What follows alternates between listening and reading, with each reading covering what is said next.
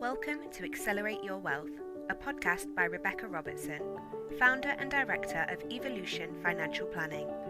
This series, we're focusing on female financial independence, looking towards a stronger financial future. Be sure to let us know your thoughts on the show, and please do connect with us on Facebook, LinkedIn or Instagram, or head over to www.rebeccarobertson.co.uk. So today I'm going to be talking to Jo Gilbert, and she's worked in the UK gas and electric industry for 22 years. She's an entrepreneur and multiple business owner and investor. In May 2018, Jo became an international Amazon bestseller author with her first book on overcoming adversity, strength and power, later securing her second and third Amazon bestseller with collaboration books, She Who Dares and Permission.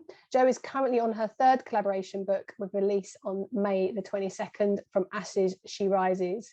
Jo has been featured in Bloomsburg, Utility Week, Energy Live News, New Energy Magazine, plus many other industry-facing publications, and she's spoken in Parliament and also provided evidence to the Welsh Assembly for fuel poverty and energy security. Jo has launched and supported several UK energy companies to the market in her role as an industry expert, business strategist and consultant. Jo is the founder of Butterfly Energy and the Butterfly House Foundation, and they are launching Cubes, Customer Utility Bills Expertly Serviced, which is a brand new consumer champion service, and that's launching in April. Today, we're going to be talking about what's next for your electricity and gas bills. And obviously, there's a lot going on with gas and electric, and our bills are all going up. So let's have a chat to Jo, see what tips she's got for us and what we should be doing next. Hi, Jo. Thank you so much for joining me today. Hi, Rebecca. So people sort of think that pensions and investments and financial services is not very sexy. They sort of think it's sort of quite serious, but it's also so exciting and such great opportunities.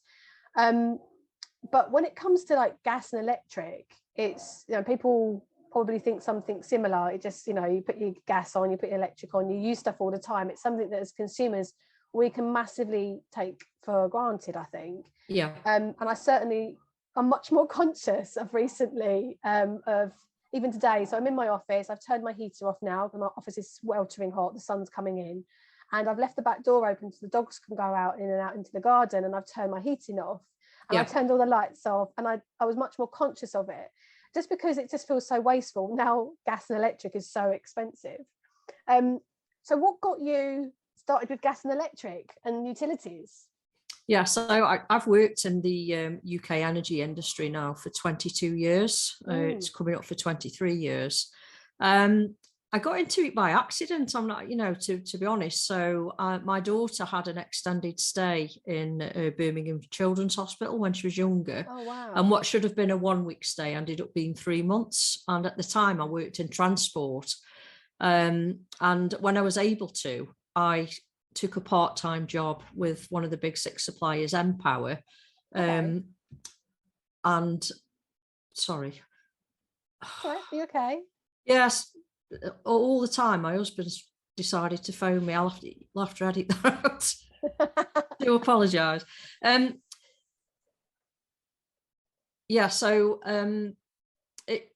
did 10 years at Empower.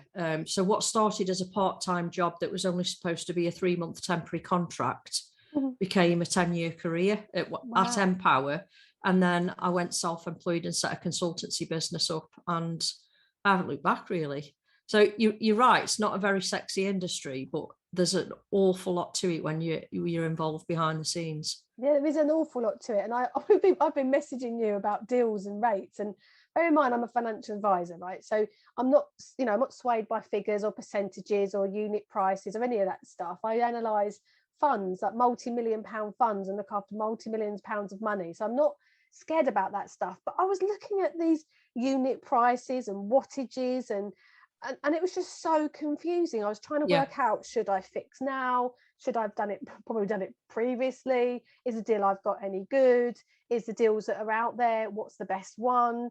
I've gone onto comparison websites and the answer seems to be no. I've looked at utility warehouse, and I'm currently looking at their quotes to see, but then looking at their quotes is so freaking complicated. Yeah. So where do people start? So, I mean, obviously, I think everybody is now aware that this price rise is coming from the 1st of April. Yeah. And I think the general consensus is take a meter reading on the 31st of March so that you ensure you are only billed for the usage that you've used up to that date, and you get that at the lower rate that you're currently on. So from the 1st of April, you then be billed for energy that you consume from the 1st of April onwards, rather than to an estimated reading. So it's really important that people take, I would suggest taking a photograph of your meter on that day and making sure that gets sent in to your energy supplier, so you've got that photographic evidence. That's a really good tip. And what do you think about smart meters? Because my meter was actually broken, and they got messed around by the supplier. They ended up saying, look, it's actually broken, there's no point doing estimates, it's actually broken. So they said, oh, we'll put a smart meter in. They paid for that, which is good. But I now got in my kitchen this little device that tells me how much gas and electric I've been using, and oh my God. I'm like, do you know how much we're spending on gas and electric? Turn the television off. So I think smart metering is really helpful. So that device will show you, where you're using, electricity and gas.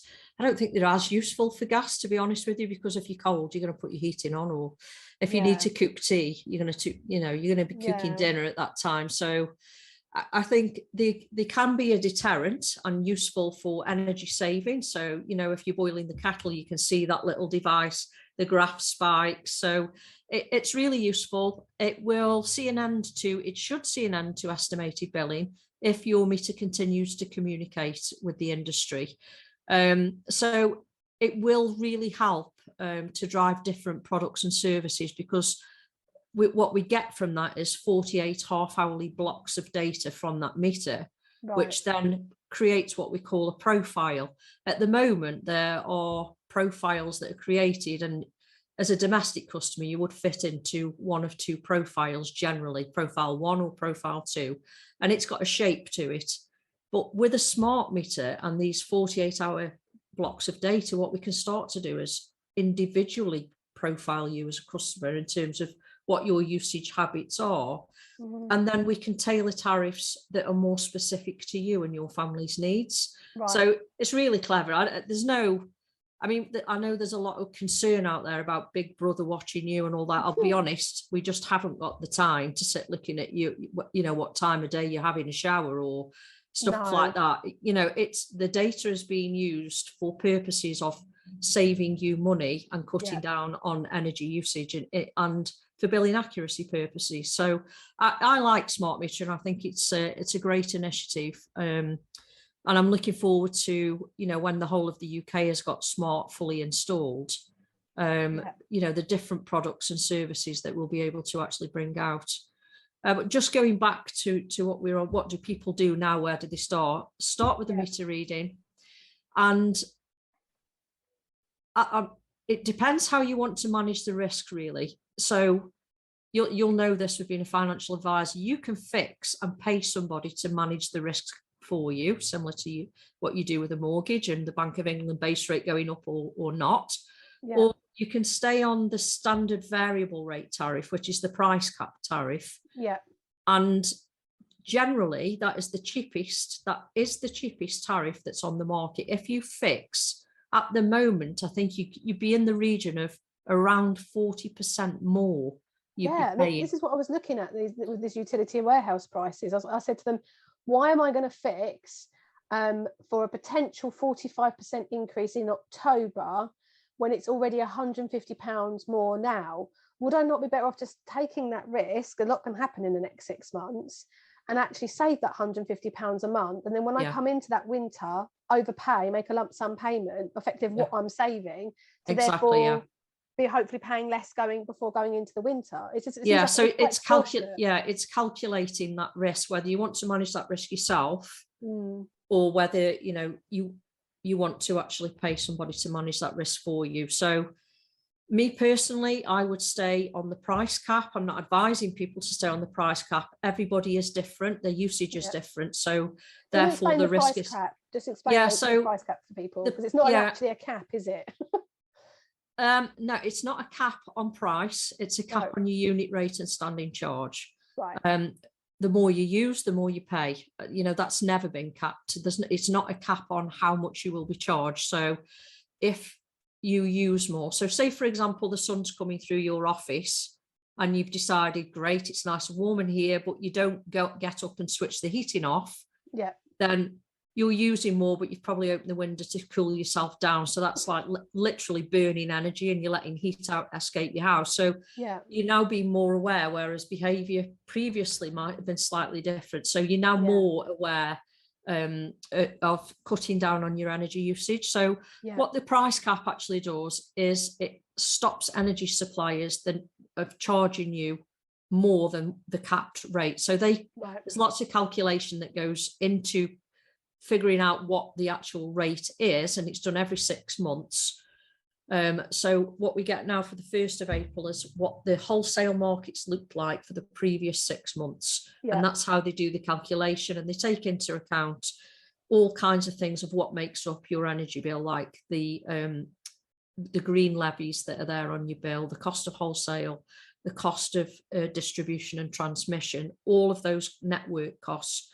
So all of that is looked at, and then Ofgem calculate what this cap level is, and then that is valid for the next 6 months. So the next cap is coming in on the 1st of October.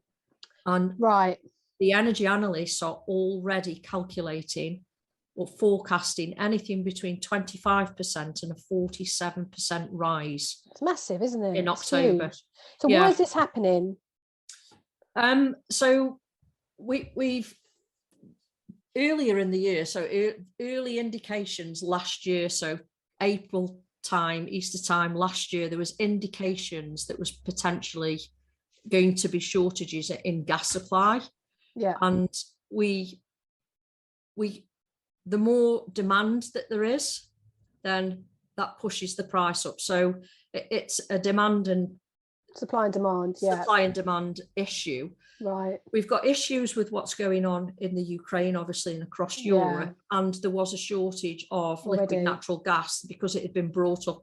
So the economy opened up, we came out of lockdown, it was the perfect storm. We came out of lockdown, industry started to reopen, and there was that huge demand and pressure then. So because of the demand, the price started to creep up. But we were already, stocks of gas were already low. And then we had this strange phenomenon where the wind stopped blowing. So the sun wasn't shining and the wind wasn't turning so the wind farms or wind turbines weren't generating as much energy. So we were placing reliance on, other countries to actually supply that. Yeah, so it was a bit of a perfect storm, really, in terms, but it's the wholesale cost that has been driven up, and it's a demand thing that's caused supply and demand that's causing that at the moment. Sure. And so talk to me a little bit about your new foundation, the Butterfly Energy and the Butterfly House Foundation, which you're launching 2 new service offerings. The first, known simply as Cubes, as you've got on your t-shirt, which is custom utility bills expertly serviced. And a brand new consumer champion service, which will be launching on the 4th of April for UK households. So tell me about all of that. Yeah, so Butterfly Energy, I created Butterfly Energy off the back of what was happening in the energy crisis. So previously, I was the Chief Operating Officer of one of the energy companies that went into supplier of last resort, but that energy company was a not-for-profit organisation, and we serviced customers who were in fuel poverty, and we were looking at doing things differently. We were quite a niche supplier in the type of customer that we actually offered products to, and how we supported. I didn't want to lose that, and there was a lot of good work that we were doing there in that company. So even though the licensed side of it has gone away and that company has been dissolved, gone into administration, the ideas and the care and all of that we were doing as a core team, because I brought my core team with me, which was lovely. That we were able to save some jobs, as a handful of jobs as well. What we've been able to create is the service offering for consumers, where we are the experts in working in a supply business. That's been our bread and butter for my last 22 years. Yeah. Everybody that works for Butterfly Energy has got an energy supplier background. Right. And we basically designed this as if we were the consumer. So we are a consumer. We all have our own domestic household energy and gas accounts. So what are the frustrations? What are the complaints that come through? What do people struggle with? Why were people calling the contact centre? Why were people emailing? What generates an ombudsman complaint? How can we fix all of these things and take that stress and pain away for consumers? Oh, it's so stressful. I mean, there's one particular supplier that I'd never go, even if they had the lowest price, they're one of the big ones in the UK, this begins with a B, I would not go near them. Because their customer service is astonishingly bad, and then they get debt collectors after you, even though you've tried to contact them millions of times, and it just causes, if you're in a sort of a stressful financial position, it's not healthy, it's not good, it's not fair. And what tends to be the first thing that happens is when you are in a stressed financial situation, you can tend to start ignoring the letters that come in. I know that because I was there. That's my background. So if if you read my story, and I've put it there on the website, I did live in fuel poverty when I was in my early 20s. I was a single mum with 3 young children. I had a coal fire, and coal was really, really expensive. So, I was that consumer then that was suffering in fuel poverty and skipping meals. So I've lived through that expall I can't imagine being so cold. I can't imagine having, not knowing how you're going to keep your kids warm, and all you want to do is tuck your kids in bed warm at night, right? That's all you really want to do. With a full belly. That's all you want to do. Yeah. I really do. I mean, I don't come from a wealthy family, but thankfully my dad was a single parent. But thankfully, we managed. We was okay. So I really, my heart goes out to people, especially now. I mean, my electric bill and gas and electric has gone from 150 something up to 305. Yeah. And for most people, that it's like about 150 quid. It's basically doubled. Yeah. Would be the difference of them basically having food for a week or two. Yeah. And when you put it like that, I think we've passed that situation now of the choice isn't there now. It's not heating or heating. They can't afford to do either at the moment because the cost of inflation. And here's one of the things with the price cap, which is why I don't agree with the price cap, because if energy suppliers had been allowed to continue to price in line with the market, there would be different deals on the market, and that would have been a gradual up and down into what we've now got is the energy sector has somehow been drawn into the welfare state. So the true cost of living has been shielded because energy suppliers are being expected to sell energy at a loss. And all the headlines are greedy energy suppliers, fat cat CEOs.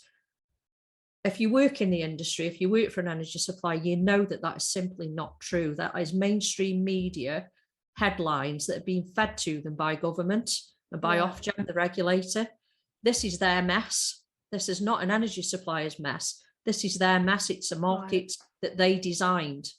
So I place a lot of this, certainly what happened with the collapse of the energy suppliers last year, firmly at their door. The market has been very poorly designed, and we're now in a situation where we've got the government that have appointed a special administrator to prop up and run Bulb, because Bulb is too big to allow it to go into supplier of last resort. That's who I'm with now. Yeah. So all of these customers, over 4 million of them, in fact, have now been put back with big six suppliers that they probably voted with their feet to leave in the first place. So a lot of them left these bigger energy companies, and now they've been put straight back there And the real kicker and pain for me is that, well, actually, probably about £65 plus on everybody's energy bill is going to pay for this whole market design mess and this price cap mess because of all of these supplier of last resorts. So what can people do right now? So we're recording this on the 17th of March. This is quite time relevant. I don't normally time date my podcast, but this is just relevant. Normally time I do this is like in the tax year. But on the 1st of April, as you described, things change. So this is hopefully going to go out on the 18th of March, all being well. We've got 2 weeks. Literally, the clock will be 2 weeks as people are listening to this. Yeah. Is there anything they should be doing right now? Or where should they start? Yeah, so I think the biggest piece of advice that I would give to anybody is, if at all possible, on the 30th of March, 30th or 31st, perhaps do it on the 30th so you'll know if it gets rejected, is I would be saying find an energy supplier to switch to on that date. And the reason I say that is that Supply License Condition 23, which is all about tariffs and you know how price changes are handled and the notification of those price changes, suppliers must honour your current prices during a change of supplier, which can take up to 21 days to complete. Right. So if you switched energy supplier on the 31st of March, your new price cap rates wouldn't apply until the 20th or 21st of April. So you've delayed receiving that price increase for 3 weeks.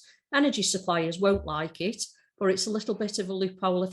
We've never had a situation, I don't think, before where it's actually really beneficial to do that, to benefit from.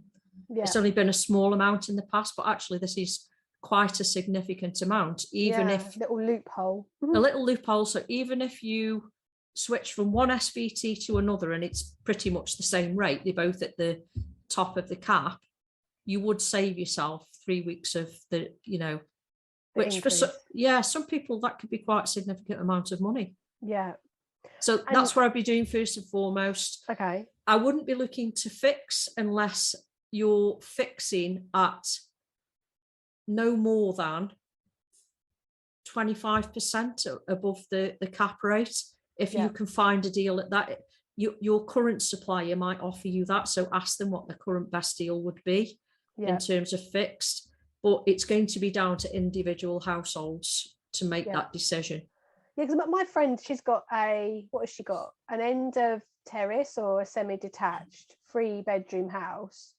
And there's 2 children, 2 adults. I've got a semi-detached bungalow, 4-bedroom, but we both work from home. We've got 2 offices in the house or in the garden.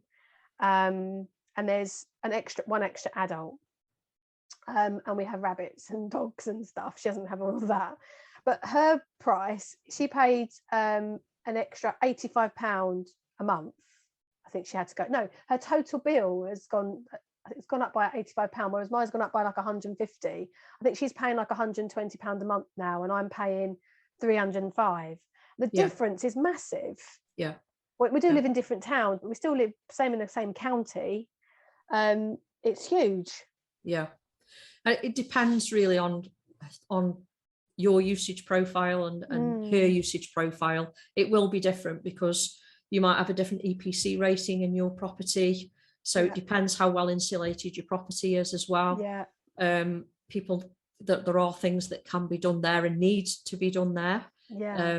And that's something as Butterfly Energy we will be looking at supporting with, as well as making sure, you know, that if you're in a home that's below certain rating, that we're helping to actually get, you know, that home properly insulated, you know, and any measures put in that we can actually assist with. And I'll come on to in a minute around ethical oil and solar panel and renewable energy. I'd love to talk about that briefly before we finish today, but I just want to take us back to the question of what people can do in this immediate couple of weeks. I think they need to start looking now. So getting your account billed to an actual reading is a really important thing to do. And making sure that your direct debit, if you're paying by direct debit, that your direct debit is adequate for the usage profile. That's really important. Contacting your energy supplier, because there is help available. There will be payment plans that can be agreed. So if you're already paying off a debt and your consumption now is going up, ask for extended payment terms or even a payment break on any debt that you're paying back. Speak to the energy supplier. I'd say don't go quiet on them. That's probably the worst thing that can happen, because you will then fall into what's called a dunning process, and that's when the debt collection letters start and the charges start to be added onto your account. So I would say have an open dialogue with your energy supplier if you can get through. And make email it. If you email, that's great. But if you do speak to somebody, make a note of the person you spoke to and what department they're in and the time you spoke to them. Generally, email or web chat's probably the less frustrating way of getting through. And you've got it in writing as well then, right? If you're on a prepayment meter and you can afford to, go and buy some top-up energy now and top your meter up now. That's a good tip. Okay, so if people are looking at, okay, I'm going to switch and I'm on X amount of rate. So like my example, I think I sent you some of mine. Mine works out to 305. And then I'm looking at another one and their fixed is like 400, like an extra £120 on top of that. So it's like £450 for gas and electric. Like, I think, Rebecca, the point that you raised at the beginning is sound advice for anybody, that you're paying somebody to manage that risk. So if you're going to increase at 40% now, why? Because you're trying to offset a potential increase in October. We know there is an increase coming. We just don't know how much it is. A lot can happen in that time, right? A lot can happen. We've got Saudi possibly stepping in here to give us some oil. There might be certain regulatory changes that happen between now and then. I would say if you can afford to put that 40% away, then put that away and let that money work for you. So then I've been looking at a variable rate, and it's actually less than what I'm currently paying. So I save 50 quid. So I'm thinking, well, that means I could save £200 a month and then just pay that off my bill in October. But I guess there's some people that, so how do you work out where's the best deal? Because I went onto the comparison website, one of those main like utility, those big you probably won't find that they're offering deals at the moment. There is no deals. There's no deals. Now, you can find deals on energy suppliers' website and go direct and ask them what they're offering at the moment. Some suppliers aren't taking new customers. Some will take new customers, but you'll only find their deals direct. Go to them direct, because price comparison websites have got nothing to sell because nobody wants to pay them the commission.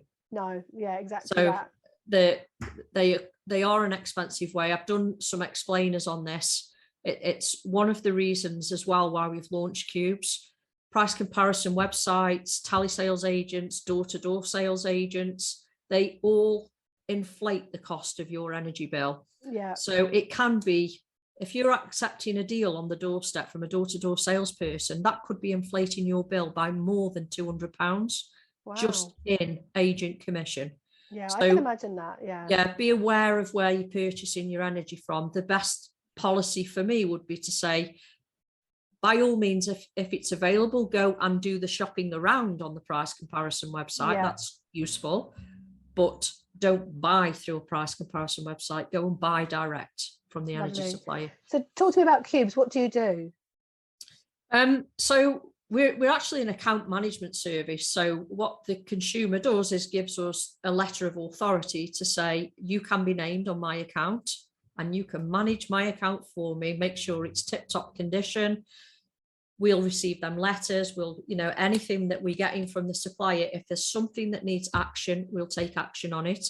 If you are a monthly billed customer, we'll get your bill every month. That goes through special software that we've built, and it gets scanned and all the data lifted from that bill. And then that data is run through validation.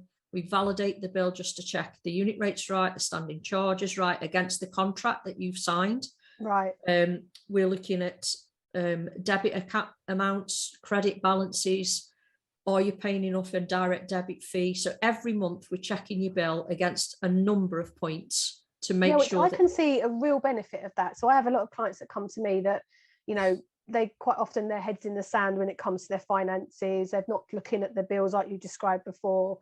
And their pensions have been left in drawers for years and they've just not touched them, and they just get so stressed out. So that sounds like a perfect sort of service for somebody like that, and others as well. There's people busy, they've got lots to do. So you sign up, we get named on the account, and we take it from there. So, and if you're moving home, if you're in rented accommodation and you're moving between properties, we will deal with all the home move stuff for you. Make sure that when you arrive at your new property, we'll close the old one down for you, and we'll either take your current supplier with you and get that set up, or we'll arrange for a good deal at your new property as well. How do you get paid? So the consumer pays us. So it's based on an upfront.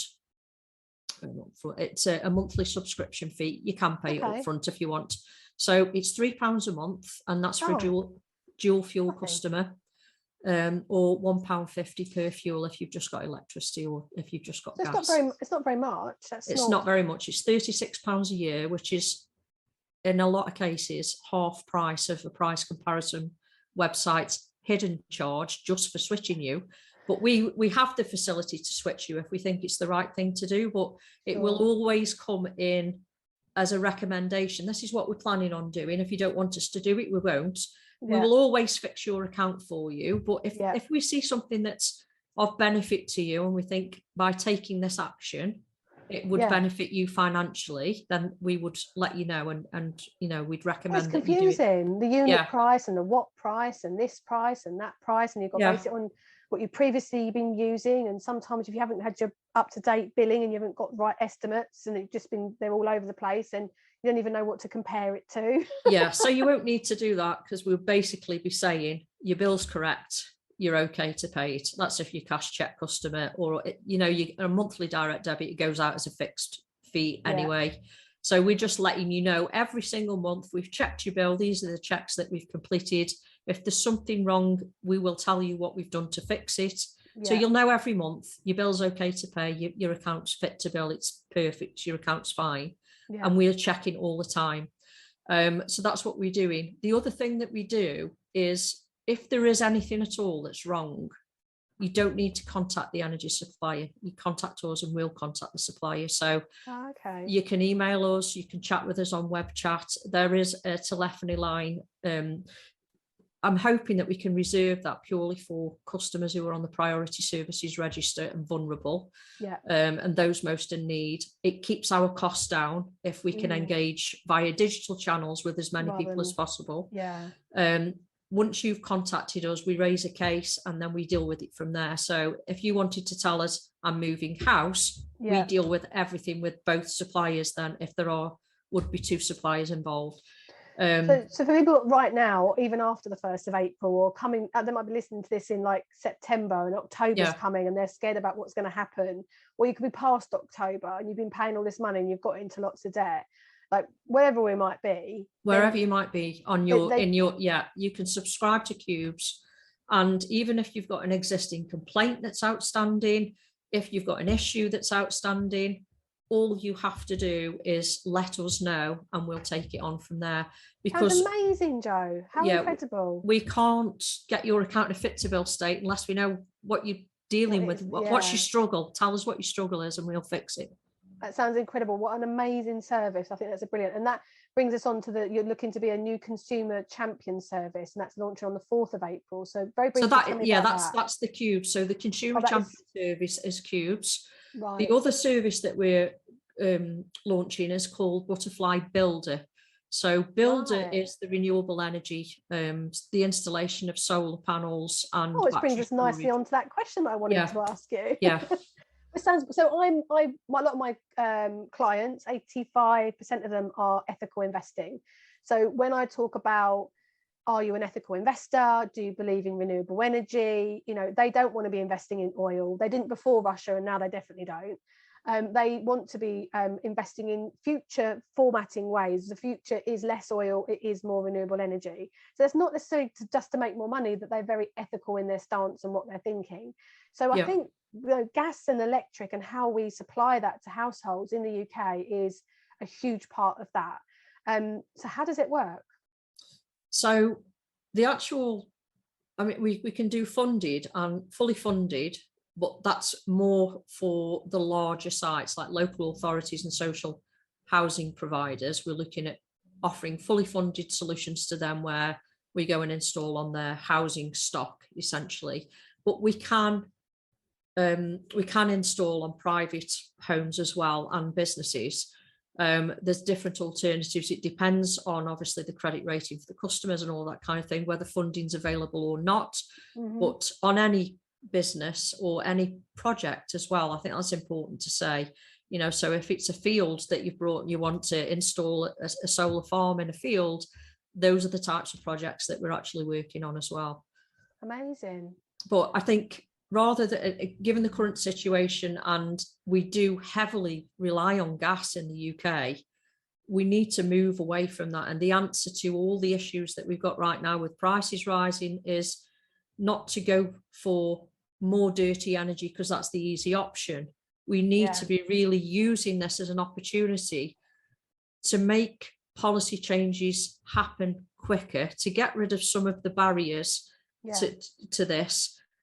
You know, we in the UK, a vaccine was developed within a few months, you know, and so they shorten that process so quick. So we need to shorten the process so that we can get more renewable energy available to more people as soon as possible. So bureaucratic process, and it's all about money, right? Yeah, we need to get rid of some like bureaucracy and, you know, be able to expedite the installation of these products and services, heat pumps in people's homes, solar panels on roofs, you know, bringing in that the requirement for new build properties, it should be, you know, so should be standard. The legislation needs to change and the way we do things needs to change. So I think rather than placing more reliance on dirty energy, we need to think, how do we really sort of speed this process up so we can get these? And that's, you know, where we're looking at, well,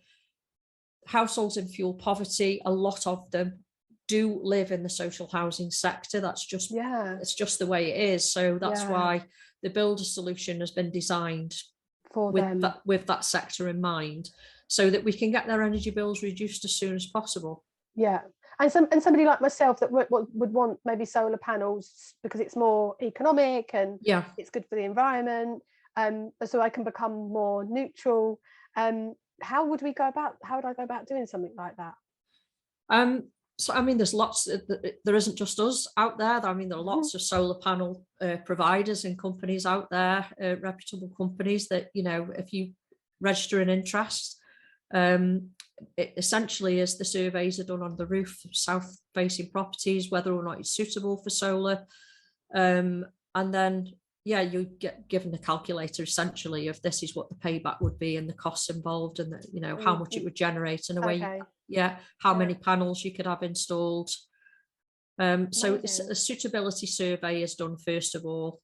The detail then in terms of how it's financed. Amazing. I feel like I could talk to you forever, Jo, about all these different things. But really, thank you so much for your time today. I really enjoyed it, and I wish you the very best with the Butterfly Energy Company. And I really love your ethos and your ethics around why you started the company and who you're really trying to help. So we will be sharing your details, your handle details, the website details, and I hope that people go and search you out and use your facilities, and especially share it with friends and family, and share it with people that, you know, they might think definitely need some extra help, whether that's financially or just with paperwork and organising the sometimes the chaos that it can all bring. So thank you. Anything we've missed today? Anything that I haven't asked that people should know that we've missed, or do we think we've covered it all? I think we've covered it. It's covered. I think it's covered. So, you know, if you become a member, we'll help you and take that stress away. Nobody needs to speak to an energy supplier. You've got life is precious. Life is too short. It's too short. Some of us do it for a living, so leave it to us. We'll do it for you. Amazing. Thank you so much for joining me today, Jo. No problem. Thanks, Rebecca.